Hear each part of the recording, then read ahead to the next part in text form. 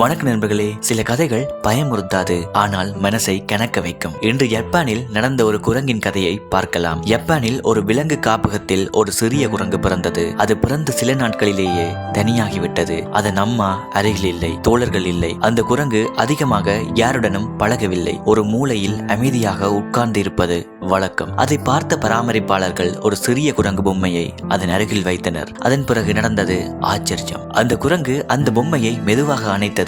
அதோடு தூங்க ஆரம்பித்தது. அதை விடாமல் எப்போதும் தன்னுடன் வைத்துக் கொண்டது. அது அந்த பொம்மையை ஒரு உயிருள்ள தோழனாகவே பார்த்தது போல. சமீபத்தில் இந்த காட்சி சமூக வலைத்தளங்களில் பரவியது. பல லட்சம் பேர் அந்த வீடியோவை பார்த்தனர். ஒரு கேள்வி எங்கே எழுகிறது: மனிதர்கள் போல விலங்குகளுக்கும் தனிமை உணர்ச்சி இருக்கின்றதா? அன்பு இல்லாமல் வளர்ந்தால் அவர்களும் ஏதாவது ஒன்றில் ஆறுதல் தேடுகிறார்களா? அந்த குரங்கு அந்த பொம்மையை உண்மையிலேயே ஒரு நண்பனாக நினைத்ததா, அல்லது அது வரும் பழக்கமா? அறிவியல் சொல்வது, சில விலங்குகள் உணர்ச்சிகளை மிக ஆழமாக அனுபவிக்கின்றன. ஆனால் அந்த குரங்கின் கண்களில் இருந்த பார்வை அது சாதாரணம் இல்லை என்று பலர் சொல்கிறார்கள். இந்த உலகில் அன்பு என்பது மனிதர்களுக்கு மட்டுமல்ல, தனிமை என்பது மொழி இல்லாத உயிர்களுக்கும் புரியும். அந்த குரங்கின் கதை ஒரு மர்மமா, அல்லது நம்மை யோசிக்க வைக்கும் ஒரு உண்மையா? உங்கள் கருத்தை பகிருங்கள். அடுத்த வீடியோவில் மற்றொரு வித்தியாசமான கதையுடன் சந்திப்போம். நன்றி.